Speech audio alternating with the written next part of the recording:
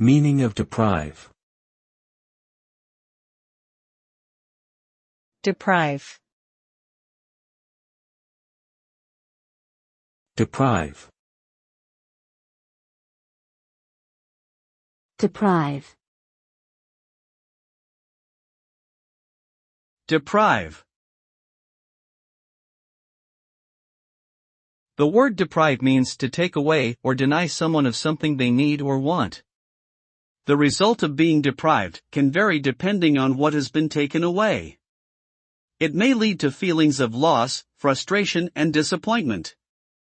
For example, if someone is deprived of food, they may experience hunger and weakness. If someone is deprived of sleep, it may result in exhaustion and impaired cognitive function. Being deprived of basic human needs can have serious negative consequences for physical and mental health. Overall, deprivation can have significant and detrimental effects on an individual's well-being.